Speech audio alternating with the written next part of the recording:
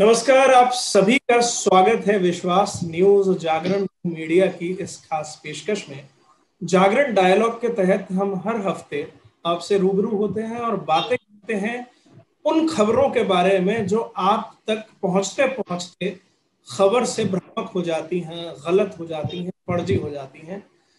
हम हर कोशिश करते हैं कि हमारे मीडिया लिटरेसी प्रोग्राम के तहत आपको अवेयर करें कि जितना घातक समाज की कोई भी विकृति है उतनी ही घातक ये फेक न्यूज़ हैं।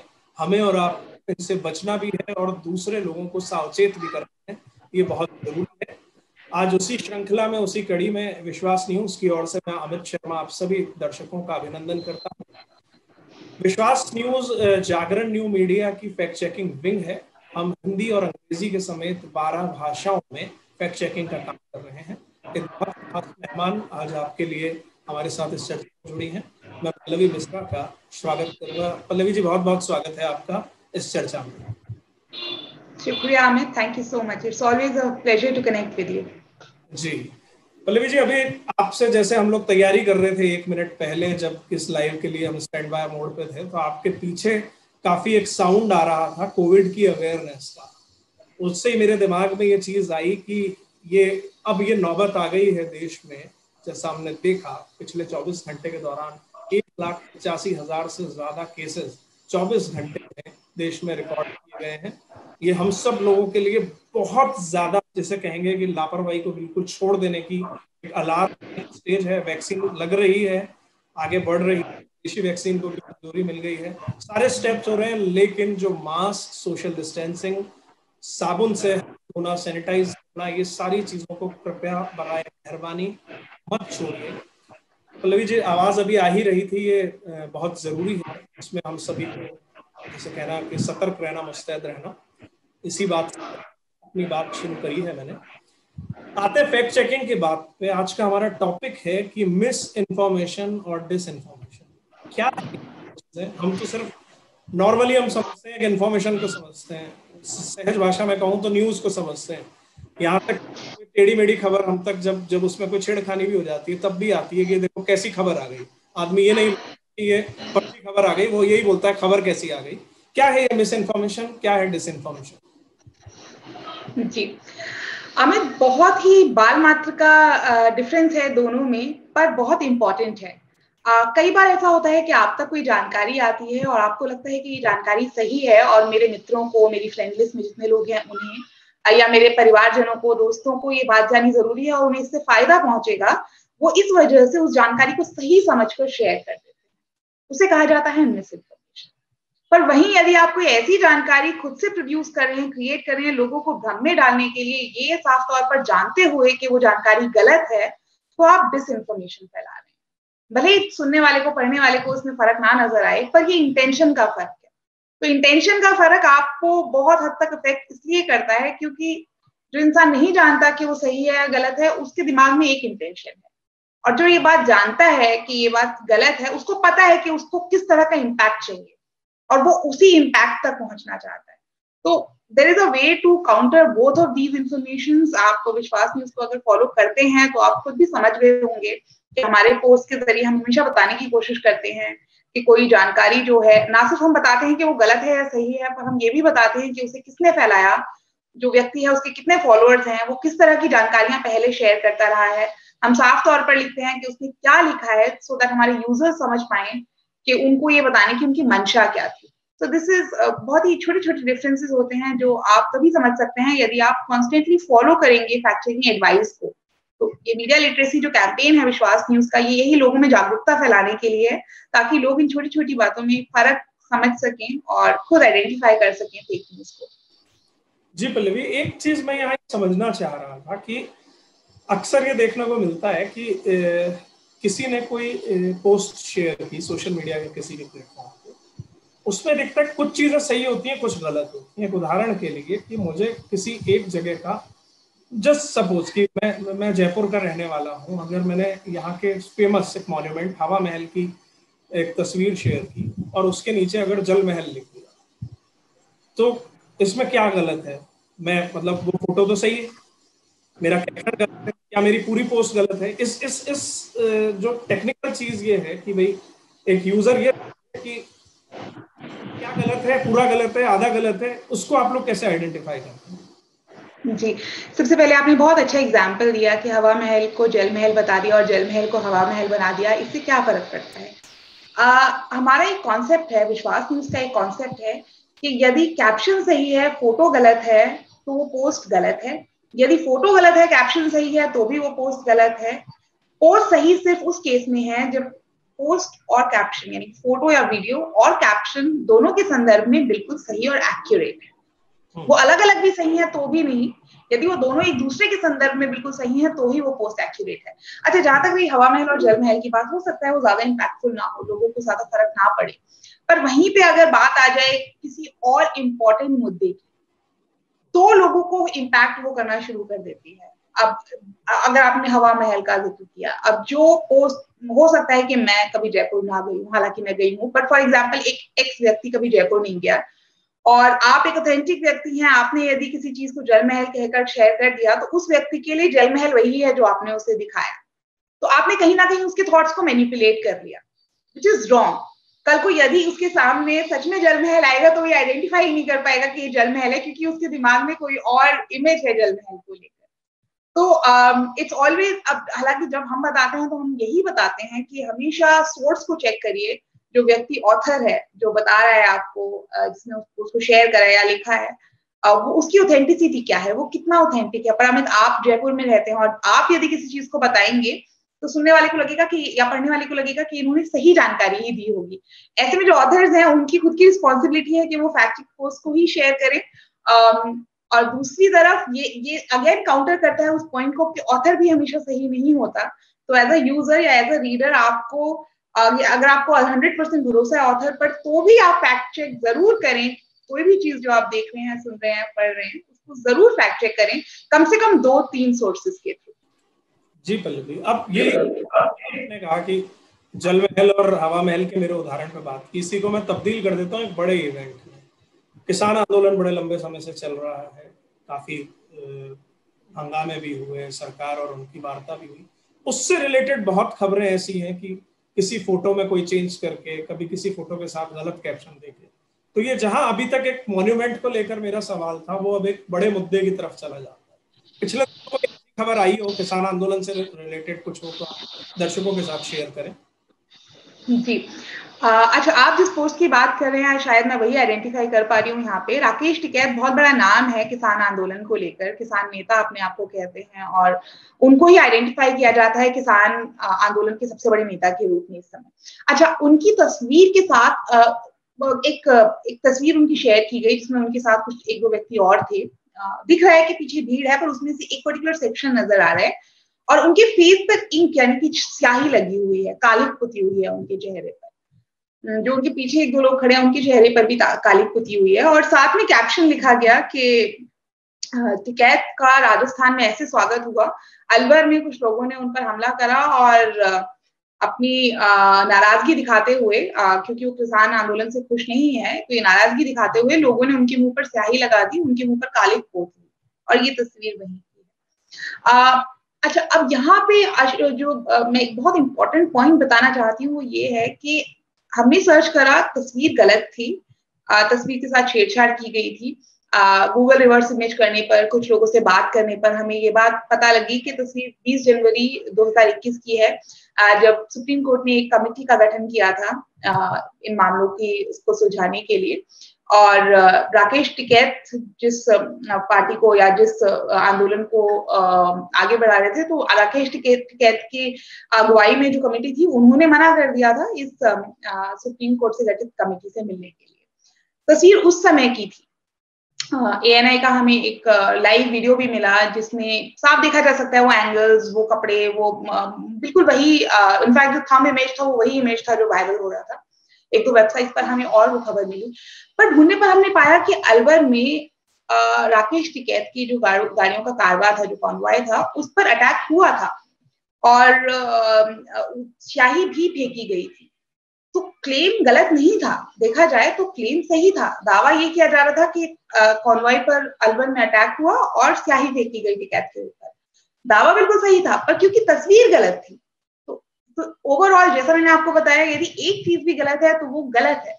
तो हमने इस पोस्ट को फेक पोस्ट, मिसलीडिंग पोस्ट का ठप्पा लगाया, का स्टैंप लगाया, क्योंकि क्लेम भले ही ठीक था, पर ओवरऑल अगर हमने दोनों को मैच करा, क्योंकि तस्वीर एडिटेड थी, उसको ऑल्टर किया गया था, मॉर्फ किया गया था, तो ओवरऑल वो पोस्ट मिसलीडिंग था। नॉर्मली हम ये देखते हैं पल्लवी कि देश में जब भी कोई बड़े घटनाक्रम होते हैं, कोई बड़ी हैपनिंग होती है, तो उनके इर्द गिर्द बहुत फेक न्यूज़, हम ये कहें, या मिसलीडिंग खबरों का बहुत ही एक जाल बुन दिया जाता है। वो वायरल बहुत जल्दी होने लगती है। हम चाहे इलेक्शन की बात करें, किसी पॉलिटिकल घटनाक्रम की बात करें, हम कोई धार्मिक इवेंट की बात करें। पिछले दिनों महाराष्ट्र की राजनीति में भी बड़े, क्या कहेंगे, उतार चढ़ाव जैसी स्थिति होती रही। ऐसा कोई घटनाक्रम हो, कोई खबर हो जो आप तक पहुंची हो, तो शेयर करें। जी, देखिए, हम हमेशा कहते रहे हैं कि कोई भी बड़ा इवेंट होता है, कोई भी बड़ा दिवस होता है, उसके इर्द गिर्द फेक न्यूज अपने आप आनी शुरू हो जाती है। कोरोना वायरस के साथ सेम हुआ, किसान आंदोलन के साथ सेम हुआ, जो भी बड़ा इवेंट होता है उसके साथ ऐसा हो जाता है। कल हम लोग मैं लैपटॉप के सामने बैठी हुई थी और मेरे सामने एक तस्वीर आई, एक बड़ी पुरानी तस्वीर थी, ब्लैक एंड व्हाइट तस्वीर थी, एक किशोर लड़के की, लगभग 12, 13, 14 साल के लड़के की एक तस्वीर थी, ब्लैक एंड व्हाइट, और उसके साथ कैप्शन, इनफैक्ट फोटो में ही एम्बेडेड एक कैप्शन था जिसमें लिखा था कि ये भीमराव अंबेडकर की तस्वीर है। अब आपको बता दें कि आज भीमराव अंबेडकर की 130वीं जयंती है, तो पूरे देश में, इनफैक्ट पूरे विश्व में इसको सेलिब्रेट किया जा रहा है, और लोग बड़ी मात्रा में सामने आ रहे हैं, पोस्ट को शेयर कर रहे हैं, और उनकी जो आइडियोलॉजी थी उसको अप्रिशिएट करने के लिए अलग अलग कार्यक्रम कर रहे हैं। तो ऐसे में ये वाली जो तस्वीर थी वो सडनली बहुत ज्यादा वायरल होने लगी, लोग उसको शेयर करने लगे। ये देखिए, ये है भीमराव अंबेडकर जी के बचपन की तस्वीर, और इसको शेयर किए, उनके चेहरे पर जो नूर था, जो वो बचपन से ही था, कुछ इस तरह की बातें करते हुए लोग उसको शेयर कर रहे थे। तो हमने जब इन्वेस्टिगेशन किया, तो इसका भी बड़ा इंटरेस्टिंग इन्वेस्टिगेशन था। ये तस्वीर ना सिर्फ उस व्यक्ति ने जिसने इसको शेयर करा था उसने इसे भीमराव अंबेडकर का समझ के शेयर करा, बल्कि में 2018 में महाराष्ट्र की एक सरकारी मैगजीन तक ने उसको गलत संदर्भ में शेयर किया। तो जब हम इन्वेस्टिगेशन करने लगे तो हमें पता लगा कि जो वो मैगजीन थी उसने ये विलासराव देशमुख की बचपन की तस्वीर थी, जिसको अंबेडकर का बताकर शेयर कर दिया था। इस मामले में महाराष्ट्र गवर्नमेंट ने अपॉलॉजी भी इशू की थी। जो उस मैगजीन के इश्यूज थे उसकी आई थिंक 6000 कॉपीज निकलनी थी, पर सिर्फ 50 कॉपीज के डिस्ट्रीब्यूशन के बाद ही डिस्ट्रीब्यूशन को रोक दिया गया था। कहा गया था कि जो भी लोग इससे रिलेटेड हैं उनके खिलाफ कार्रवाई की जाएगी, क्योंकि भावनाओं को ठेस पहुंचाता है, एक्सेट्रा एक्सेट्रा। हमें एनडीटीवी की एक खबर मिली जिसमें हमें ये तस्वीर मिली। अब वो खबर जिसके बारे में थी, उनका नाम है अजय बरोड़े पाटिल। अजय बरोड़े एक पत्रकार है, लातूर में रहते हैं, महाराष्ट्र में रहते हैं, और उनके बारे में जो खबर थी वो ये इंटरेस्टिंग ये है बरोड़े के बारे में कि वो उनका जो कलेक्शन है वो बहुत वाइड कलेक्शन है। तो वो विलासराव देशमुख से रिलेटेड भी बहुत बड़ा कलेक्शन उनके पास है, उनकी तस्वीरों का, उनकी वीडियोस का, उनके ऑडियो टेप्स का बहुत बड़ा कलेक्शन उनके पास है, और ये उसी मामले में ये पूरी खबर थी। तो जब खबर हमने पूरी पढ़ी तो पता लगा उसमें एक नीचे ये वाली तस्वीर भी इस्तेमाल की गई थी। तो हमने बरोड़े से, ये अजय बरोड़े पाटिल से संपर्क करने की कोशिश करी, और हमने पाया, जब हमने उनसे बात की 1-on-1, तो उन्होंने हमें बताया कि ये जो तस्वीर थी, ये विलासराव देशमुख के भांजे ने, उनकी बहन के बेटे ने उनको प्रशंसा के रूप में गिफ्ट की थी, क्योंकि वो उनकी कलेक्शन से इतने प्रभावित हुए थे कि उन्होंने कहा आप और डिजर्व करते हैं, जो उनकी अनसीन फोटोज हैं मैं वो भी आपको दूंगा, और उन्होंने ये तस्वीर उन्हें भेंट की थी। बरोड़ा ने हमें बताया कि वो और भी चीजों का कलेक्शन करते हैं, वो कॉइन्स का कलेक्शन भी करते हैं, पर ये उनका एक बहुत बड़ा कलेक्शन है, और लोग इसके लिए उन्हें बहुत अप्रिशिएट भी करते हैं। विलासराव देशमुख के बच्चे भी उन्हें काफी अप्रिशिएट कर चुके हैं। उन्होंने विलासराव देशमुख के साथ बैठ के एक बार डिनर भी किया था, क्योंकि वो खुद बहुत प्रभावित थे उनकी इस कलेक्शन से। तो उसी कलेक्शन की इस तस्वीर को उठाकर अंबेडकर की तस्वीर बताकर वायरल किया गया। लोग भ्रम में आकर उसे शेयर भी कर रहे हैं। हालांकि क्योंकि हम टेंडम में काम करते हैं फेसबुक के साथ, तो हम कोशिश करते हैं कि जो भी इस तरह की गलत पोस्ट को शेयर कर रहा है उसे हम साथ के साथ रेट कर सकें, जिससे होता ही है कि कोई भी व्यक्ति अगर उसे शेयर करने की कोशिश करता है तो उसके सामने एक लेबल दिख जाता है कि ये हो सकता है कि ये पोस्ट गलत हो, कृपया इंडिपेंडेंट फैक्ट चेकर्स हैं उन्होंने जो कहा है इसके बारे में वो भी पढ़ें इसे शेयर करने से पहले। तो बहुत इंटरेस्टिंग स्टडी है एक्चुअली इसके ऊपर भी। अमित, मार्च 2020 में फेसबुक ने एक स्टडी रिलीज की थी और उन्होंने बताया था कि उन्होंने कोरोना वायरस को लेकर 4 करोड़ पोस्ट पर लेबल लगाए थे और उनको पढ़ने वाले 95% लोगों ने उन पोस्ट को खोलना पसंद नहीं करा। तो यानी कि जो लोग हैं, यदि उन्हें बताया जाए कि ये चीज गलत है तो वो उसे नहीं शेयर करते हैं ज्यादातर। तो यही कोशिश है हमारी। इस पोस्ट के साथ भी हमने वही करा, इसे रेट करा, 2-3 जगहों पर हमने रेट करा इसको। और क्योंकि एआई काफी स्ट्रांग है, तो जो भी वो जो फेसबुक का एआई अगर आइडेंटिफाई कर पाता है कि ये पोस्ट भी आइडेंटिकल है इस पोस्ट से, तो उन पर टैग लगा देता है, उन पर लेबल लगा देता है। Very interesting concept. और पर अगर आपके सामने आता है तो आप उसे शेयर ना करें, और अगर कोई भी गलत पोस्ट आपके सामने आती है या आपको लगता है कि गलत हो सकती है तो कृपया विश्वास न्यूज को बताएं, चैटबॉट के जरिए या टैग करके आप हमें बता सकते हैं। और मेल के जरिए आप हम तक पहुंच सकते हैं, चैटबॉट के जरिए हम तक पहुंच सकते हैं। हमें बताएं कि क्या हम आपके लिए वो फैक्ट चेक कर सकते हैं। अपनी मेथोडोलॉजी को फॉलो करते हुए हम जरूर आपके लिए फैक्ट चेक करने की कोशिश करेंगे। मैं पल्लवी आपसे एक सवाल पूछना यहाँ पर चाहता हूँ, थोड़ा पर्सनल। हम जैसे देखते हैं जो जिस प्रोफेशन के होते हैं वो उसमें डूब जाते हैं। मेरे बहुत सारे डॉक्टर्स मित्र हैं, अगर क्लिनिक पे सीढ़ी चढ़ते हुए जाओ तो हांफते हुए देख के उन्हें लगता है कि भाई कहीं कोई बीमारी तो नहीं हो गई। ऐसा ही पुलिस वालों के साथ कहा जाता है कि वो हर चीज पे शक करते हैं, घर में भी, हाँ भाई ये क्यों गया, ऐसा क्यों गया, यहाँ से क्यों आया। क्या आप फैक्ट चेकर्स, जिस तरह की जिंदगी आप हमेशा ऐसी खबरें देख रहे हैं, अवेयर कर रहे हैं, विश्वास न्यूज लगातार मीडिया लिटरेसी सच के साथ ही प्रोग्राम करता है, जाते हैं, ऐसा नहीं होता कि कोई कहीं बात कर रहा है और आप कि यार पहले फैक्ट चेक करके आओ? Amit, absolutely. In fact you won't believe, आज से 2.5-3 साल पहले जब मैंने पर्सनली फैक्ट चेकिंग शुरू की थी, जब मुझे ट्रेनिंग मिली थी फैक्ट चेकिंग की, तो मेरे लिए खुद, हालांकि मैं 10-11 वर्ष से जर्नलिज्म इंडस्ट्री में हूँ और मैं अपनी सभी खबरों को खुद फैक्ट चेक करती थी, पर जब मुझे इन टूल्स के बारे में और किस तरह की खबरें वायरल होती हैं उन सब के बारे में पता लगा, तो मैं हर चीज पर शक करना शुरू कर दिया। और जो बहुत अच्छी बात है, जो I personally appreciate that thing, not just about my self but all the fact checkers. हम हर चीज पर इतना शक करते हैं कि कोई यदि हमसे बोलता है कि ये चाय है, इसमें चीनी, अगर मैं शुगर फ्री पीती हूँ और मुझे कोई चीनी वाली चाय, बिना चीनी वाली चाय भी देता है, तो भी पहले मैं उसे चम्मच से थोड़ा सा टेस्ट करके देखती हूँ कि इसमें चीनी तो नहीं है। तो अभी बिकम लाइक दैट कि हम हर चीज को शक करते हैं। कोई व्यक्ति जो भी कह रहा है उस पर भी हम यकीन नहीं करते, भले ही वो हमसे कितना भी इंटीमेट हो। और ये बहुत अच्छी बात है। I think this is what I want to tell everyone, हमारे सभी ऑडियंस को, जो भी इस लाइव को सुन रहे हैं, मैं सबको यही कहना चाहूंगी कि हमेशा हर चीज पर शक करना इसलिए जरूरी है क्योंकि आपकी ऑथेंटिसिटी उस पर डिपेंड करती है। कई बार लोगों की जिंदगी उस पर डिपेंड करती है। तो आप जो भी शेयर करते हैं, पोस्ट करते हैं, कमेंट करते हैं, लाइक करते हैं, उससे कहीं ना कहीं किसी ना किसी पर इम्पैक्ट इफेक्ट जरूर होता है। तो please be calculative in everything that you do online. Offline तो देखिए वो आपकी पर्सनल जिंदगी, आपको बचपन से सिखाया गया है आपके ऑफलाइन बिहेवियर के बारे में। मतलब बचपन से जब हम स्कूल जाते हैं तभी से हमें सिखाया जाता है कि सोशलाइज कैसे करना है, लोगों से कैसे बात करनी है। पर क्योंकि हम डिजिटली बहुत नए हैं, कंपैरेटिवली जो हमारी जनरेशन है वो डिजिटली नई है और हमसे बड़ी जनरेशन है वो तो और भी ज्यादा नई है, तो वो डिफ्रेंशिएट नहीं कर पाते हैं ऑनलाइन और ऑफलाइन बिहेवियर में। तो जैसे हम ऑफलाइन बिहेवियर ऐसा हमारा रहता है कि हम हर चीज पर एक बार जरूर फैक्ट चेक जरूर करते हैं, तो सोचते जरूर हैं। यदि हमें कोई लॉटरी का टिकट दे रहा है, बोल रहा है कि ये देखिए 400 रुपए का मैंने लिया था, मैं आपको 10 रुपए में दे दूंगा क्योंकि मुझे पैसे की जरूरत है, तो आप एक बार दिमाग में जरूर सोचते हैं कि ये कहीं मुझे ठग तो नहीं रहा। ऐसे यदि आपके पास ऑनलाइन कुछ आता है मेल पर या किसी भी जरिए से आपको ठगने की कोशिश की जाती है, तो बस आपको वही करना है, थोड़ा सा शक करना है। ऑनलाइन आपके पास एक बेनिफिट ये है कि आपके पास ऑनलाइन टूल्स अवेलेबल है बहुत सारे। हम जैसे फैक्ट चेकर्स हैं, तो आपके पास इतने वेरियस टूल्स हैं कि आप बहुत इजीली फैक्ट चेक कर सकते हैं किसी भी क्लेम को। यदि आपको कोई ठगने की कोशिश कर रहा है, आपको कोई भ्रम में डालने की कोशिश कर रहा है, तो आप बहुत इजीली आइडेंटिफाई कर सकते हैं। कुछ बेसिक टूल्स हैं जैसे गूगल रिवर्स इमेज। एक्चुअली जब हम टूल बोलते हैं तो इंसान सोचने लग जाता है ये कुछ बहुत ही टेक्निकल चीज होगी जो शायद मैं ना परफॉर्म कर पाऊं, मैं कैसे यूज करूंगा किसी टूल को। बहुत सिंपल तरीका है। In fact right now I want to tell you, बहुत छोटे छोटे स्टेप्स में मैं गूगल रिवर्स इमेज के बारे में अपने सभी दर्शकों को बताना चाहूंगी। आप सब सुनते रहते हैं गूगल रिवर्स इमेज, हम बताते हैं कहाँ पर आप डिटेल में पढ़ सकते हैं, पर क्योंकि हम शायद कई बार लाइव नहीं बताते तो आप थोड़ा सा मिस कर जाते हैं उस चीज को।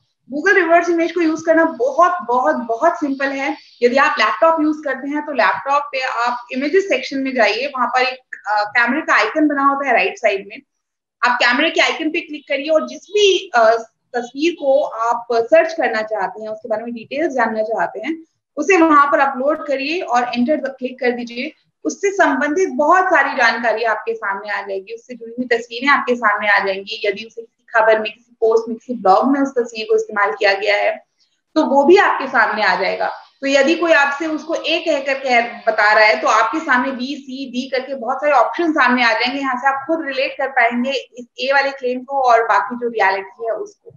बहुत सिंपल है। आप कृपया कर किसी भी चीज को शेयर करने से पहले ये छोटी छोटी चीजों का ध्यान रखें।